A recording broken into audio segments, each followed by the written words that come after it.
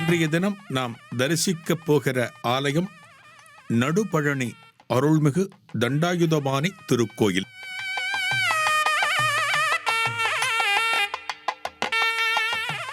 ஒரு திருத்தலத்தில் புகழ்பெற்று விளங்கும் தெய்வத்திற்கு அதே பெயரில் மற்ற திருத்தலங்களில் ஆலயம் அமைவதும் வழக்கம்.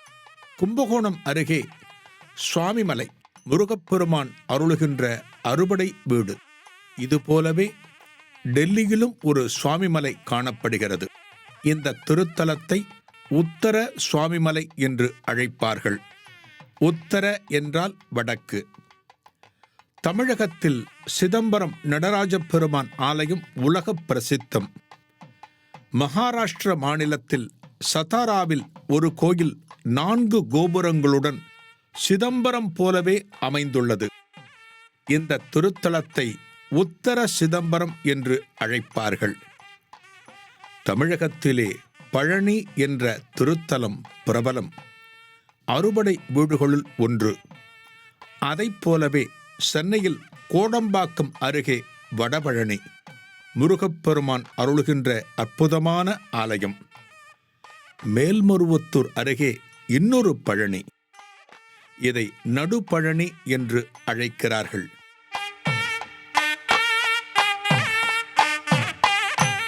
தென்பழனிக்கும் வடபழனிக்கும் நடுவே அமைந்திருக்கிறது அல்லவா, அதனால் நடுபழனி. வாருங்கள், நடுபழனி அருள்மிகு தண்டாயுதபாணி திருக்கோயிலை தரிசிக்கலாம்.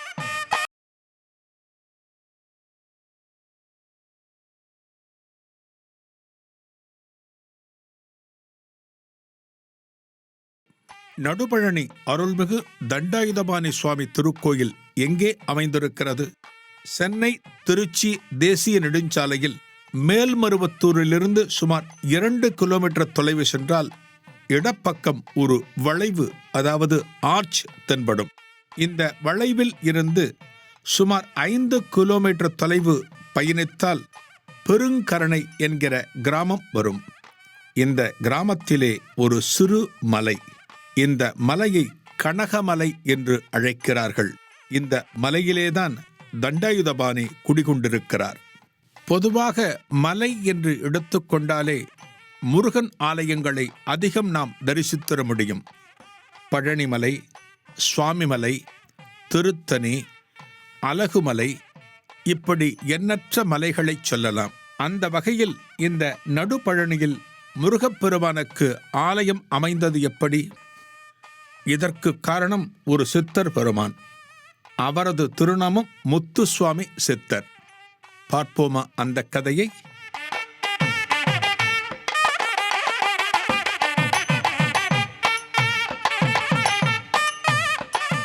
சுமார் 75 வருடங்களுக்கு முன்பு பொள்ளாச்சியிலே ஒரு மிராசுதார் வாழ்ந்து வந்தார்.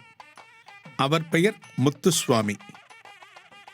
முருகப்பெருமான் திருவருளால் தெய்வ நம்பிக்கையோடு பல திருத்தலங்களை தரிசிக்கக்கூடியவர், இறையருள் பெற்றவர்.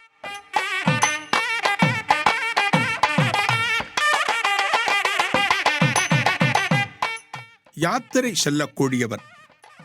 ஒருமுறை வட இந்திய யாத்திரை சென்று முடித்துவிட்டு அச்சிரப்பாக்கத்திற்கு அருகே இருக்கக்கூடிய ஒரு திருப்புகழ் திருத்தலத்திற்கு வந்தார். அந்த திருத்தலத்தின் பெயர் பெரும்பேர் கண்டிகை. இதே அச்சிரப்பாக்கம் தாண்டியதும் மலைக்கு மேல் முருகப்பெருமான் அருளுகின்ற திருத்தலம் இந்த பெரும்பேர் கண்டிகை. மிக புராதனமான ஆலயம். இந்த பெரும்பேர் கண்டிகையில் மலை மீது 4 ஆண்டுகள் தவம் செய்தார் முத்துசுவாமி.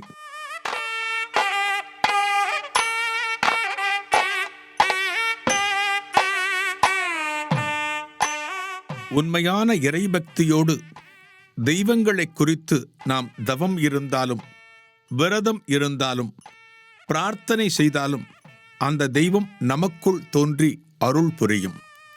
இது சத்தியம். அதே போன்ற ஒரு நிகழ்வு இந்த முத்துசுவாமியின் வாழ்க்கையிலும் நிகழ்ந்தது.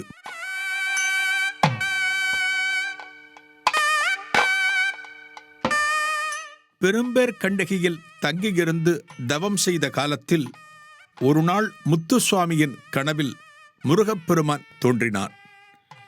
முருகப்பெருமானை பார்த்ததும் அந்த பெருமானை நமஸ்கரித்தார் முத்துசுவாமி.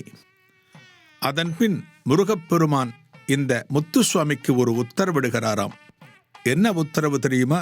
பெருங்கருணையில் உள்ள மலையில் எனக்கு ஒரு கோயில் எழுப்ப வேண்டும், அது உன்னால்தான் முடியும் என்று சொல்லியிருக்கிறார். இந்த பகுதிக்கு புதியவரான முத்துசுவாமி முருகப்பெருமான் தன் கனவில் சொன்ன பெருங்கருணை எங்கே இருக்கிறது என்று தேடி அறிந்தார். அந்த மலையையும் ஒரு நாளில் கண்டுபிடித்தார். முருகப்பெருமான் சொன்னபடி வழிபாடுகளை அங்கே துவக்க வேண்டும் என்பதற்காக அந்த மலை உச்சியில் ஒரு வேலாயுதம் நிறுவி வழிபாடுகளை துவங்கினார்.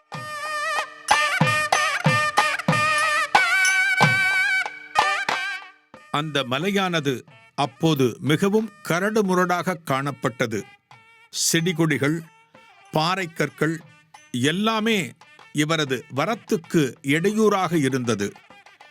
இந்த மலைக்கு மேல் சென்று வழிபாடுகளை அத்தனை சுலபமாக நடத்த முடியவில்லை முத்துசுவாமியால். என்ன செய்தார் தெரியுமா? அந்த செடி கொடிகளை களைந்தார், பாறைக்கற்களை சரி செய்தார். நாளடைவில் இந்த வேல் வழிபாட்டிற்கு அடுத்த கட்டமாக முருகப்பெருமானை ஒரு விக்கிரக வடிவில் வைக்க வேண்டும் என்பதற்காக ஒரு விக்கிரகத்தையும் அங்கே ஸ்தாபித்தார்.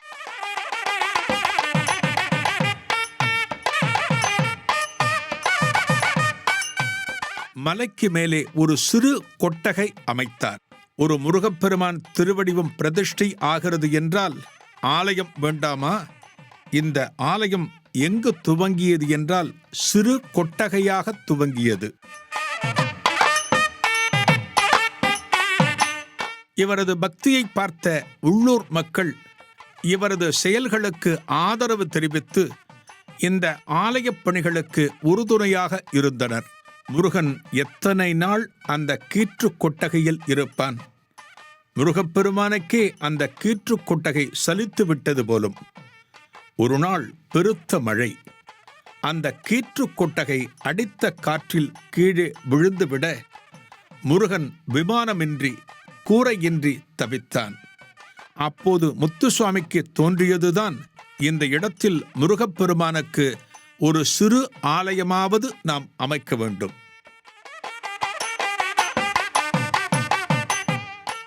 ஒரு ஆலயம் அமைக்க வேண்டுமென்றால் அங்கே இருக்கின்ற கற்களை சீரமைக்க வேண்டும், பாதைகள் அமைக்க வேண்டும். இந்த மலையை சீரமைக்க முத்துசுவாமி பெரும் பாடுபட்டார். முருகப்பெருமானின் பரிபூரணமான அருள் பெற்ற இந்த முத்துசுவாமி வருகின்ற பக்தர்களால் முத்துசுவாமி சித்தர் என்றே அழைக்கப்பட்டார். அருகில் உள்ள ஊர்களுக்கு காவடி எடுத்துச் சென்று முருகனின் பெயரைச் சொல்லி ஆடியபடி அவர்கள் தருகின்ற காணிக்கைகளை பெற்றார். அரிசி, பருப்பு உள்ளிட்ட காணிக்கைகளை கொண்டு வந்தவர் இங்கே மலையை சீரமைக்கின்ற பணியாளர்களுக்கு உணவு தயாரித்து கொடுத்தார்.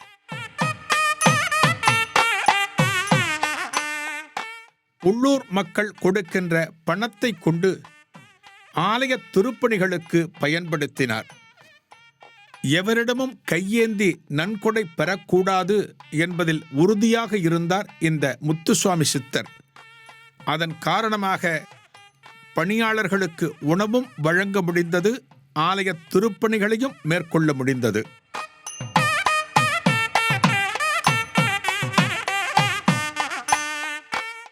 ஏதேனும் குறையோடு தன்னிடம் வருபவர்களுக்கு திருநூறு தந்து அவர்களது பிரச்சனைகளை குணமாக்கினார்.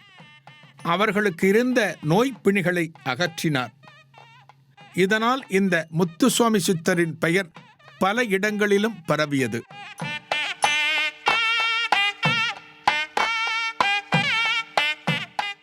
சுமார் 50 ஆண்டுகள் அவரது அயராத உழைப்பே இன்றைக்கு நாம் தரிசிக்கின்ற இந்த ஆலயம்.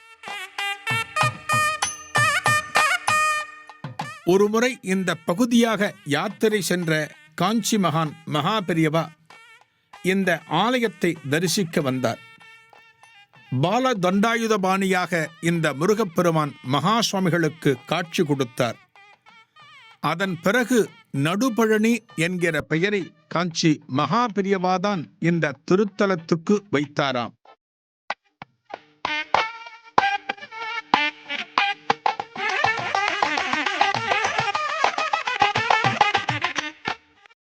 முருகனின் மூலவர் விக்கிரகத்தை மரகத வடிவில் வடிக்குமாறு மகாபெரிவா சொல்லியிருக்கிறார். அதன்படி புது தண்டாயுதபாணி மரகத வடிவில் வடித்து 1993 கும்பாபிஷேகம் நடந்தது.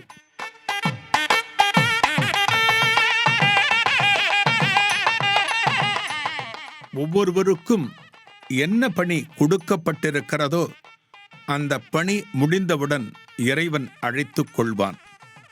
இதற்கு முத்துசுவாமி சித்தரும் விலக்கல்ல.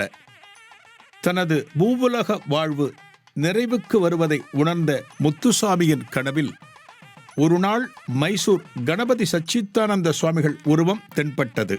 அதேபோல் அதே நாளில் அதே வேளையில் கணபதி சச்சிதானந்த சுவாமிகள் கனவிலும் முத்துசுவாமி சித்தர் வந்து போனார்.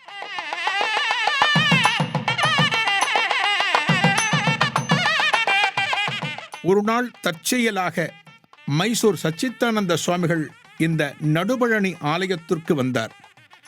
முத்துசுவாமி சித்தருக்கு பெரும் மகிழ்ச்சி. இருவரும் தாங்கள் கண்ட கனவு பற்றி அந்த வேளையில்தான் பரிமாறிக்கொண்டார்களாம். அப்போதுதான் இருவருக்கும் புரிந்தது, ஒரே நேரத்தில் முருகப்பெருமான் இருவரையும் ஆட்கொண்டிருக்கிறான் என்பது.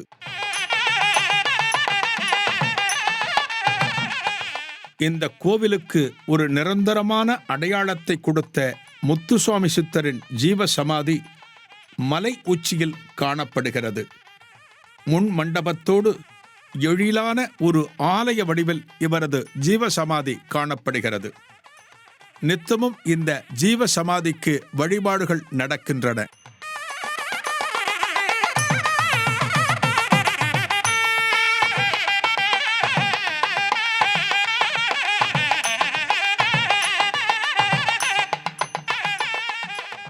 இந்த ஆலயத்தின் பராமரிப்பும் ஆலயத்தில் நிலவுகின்ற சுத்தமும் பக்தர்களால் பெரிதும் போற்றப்படக்கூடிய ஒன்று. அந்த அளவுக்கு ஆலய வளாகப் பகுதிகள் வெகு சுத்தமாகவும் நேர்த்தியாகவும் காணப்படுகின்றன.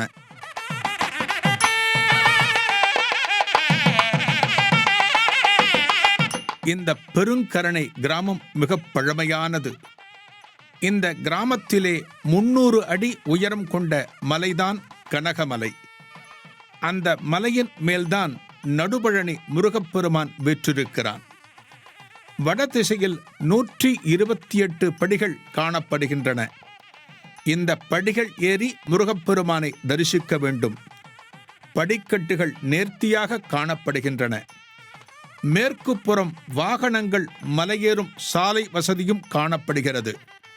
முதியவர்கள், நடக்க முடியாதவர்கள் வாகனங்களில் மலைக்கு மேலேயே வரலாம். வாகனங்கள் மலை ஏறுவதற்கு முன்னால் அற்புதமான ஒரு முருகன் திருவடிவம். அண்ணார்ந்து பார்க்க வைக்கும் அந்த முருகப்பெருமான் சுமார் 45 அடி உயரம் கொண்டவர். மலேசியாவில் 10 மலை முருகனை நாம் நேரில் பார்த்திருக்கலாம், படங்களிலும் பார்த்திருக்கலாம். அந்த முருகனை நினைவுபடுத்துவது போல மேற்கு நோக்கி கம்பீரமாக அருளிக் கொண்டிருக்கிறார் இந்த முருகப்பெருமான். முருகப்பெருமான் ஆலயம் என்று சொன்னாலே இந்த இடும்பனுக்கு ஒரு தனிச்சந்நிதி உண்டு. காரணம், முதலில் காவடி சுமந்து முருகப்பெருமானை வழிபட்டவன் இந்த இடும்பன்.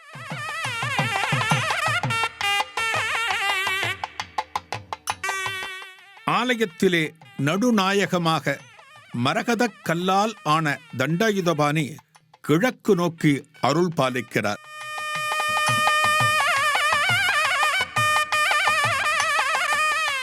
இவருக்கு இருபுறமும் மயில்கள் காணப்படுகின்றன. நாகர்கள் பின்புறம் காணப்படுகின்றன.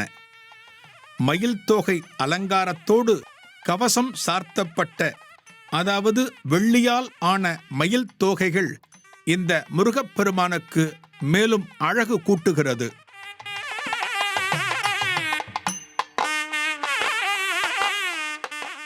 ஆலய மண்டபத்திலே அறுபடை வீடுகளில் அருளுகின்ற முருகப்பெருமான் திருவடிவங்களை சுதை விக்கிரகமாக நாம் தரிசிக்கிறோம். இதைத் தவிர எண்ணற்ற சுதை வடிவங்களும் காணப்படுகின்றன. ஆலய மகாமண்டபத்தின் அருகே வள்ளி தெய்வானை சமேத சண்முகப் பெருமான் அருளிக் கொண்டிருக்கிறார். விநாயகப் பெருமானையும் தரிசிக்கலாம். தவிர பிரம்மா, விஷ்ணு, ருத்திரன் இவர்கள் மூவரும் கலந்த தத்தாத்திரேயர் வடிவத்தையும் நாம் தரிசிக்கலாம்.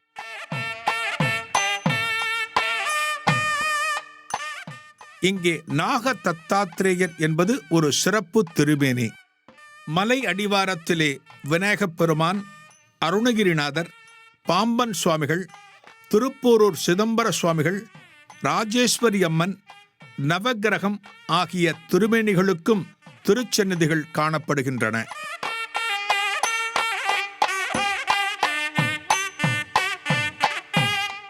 மலை கோயில்களை வலம் வந்து வணங்குவது பக்தர்கள் இயல்பு.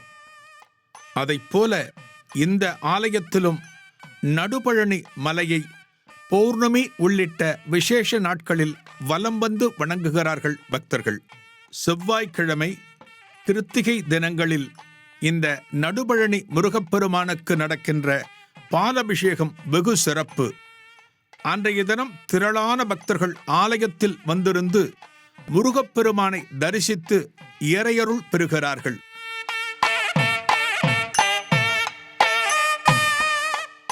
பங்குனி உத்திரம் 3 நாள் திருவிழா, ஷஷ்டி உற்சவம், அன்றைய தினம் திருக்கல்யாணம், கார்த்திகை தீபத் திருநாள், முத்துசுவாமி சித்தரின் குரு பூஜை உள்ளிட்ட எண்ணற்ற திருவிழாக்கள் வெகு சிறப்பாக நடந்தேறுகின்றன. பழனி முருகப்பெருமானுக்கு தைப்பூச தினத்தன்று திரளான பக்தர்கள் காவடி எடுத்துச் சென்று வணங்குவது போல இந்த நடுபழனி ஆலயத்திற்கும் திரளான முருகனடியார்கள் காவடி எடுத்து வந்து வணங்குகிறார்கள். இந்த ஆலயத்திலே சிறப்பான திருவிழா என்று சொன்னால் தைப்பூசம்.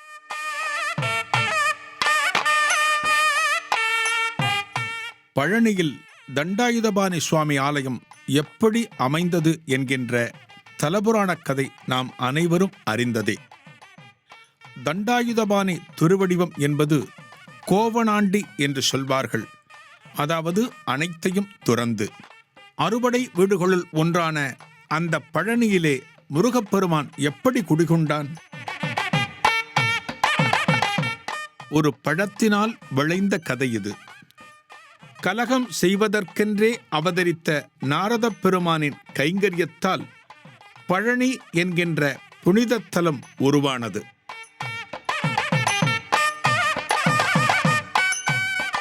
தனக்கு கிடைத்த ஒரு ஞானப்பழத்தை எடுத்துக்கொண்டு ஈசனை தரிசிக்க கையிலாய மலைக்கு வந்தார் நாரதர். அங்கே ஈசனும் உமையும் பெற்றிருந்தனர். இந்த ஞானப்பழத்தை சர்வேஸ்வரனிடம் கொடுத்த நாரதர், இந்த பழம் அதிக சக்தி கொண்டது, இதை உண்டால் அனைத்து ஞானங்களையும் பெறலாம் என்றார் தனக்கே உரிய துணியில். பெற்றவர்களின் கையில் இப்படிப்பட்ட ஒரு அரிய விஷயம் கிடைத்தால் அதை பிள்ளைகளுக்கு கொடுத்துத்தானே அவர்கள் சந்தோஷப்படுவார்கள். அந்த வகையில் ஈசன் தன் திருக்குமாரர்களான விநாயகனுக்கும் முருகனுக்கும் இதை பகிர்ந்து கொடுக்க விரும்பி அவர்கள் இருவரையும் அழைத்தார்.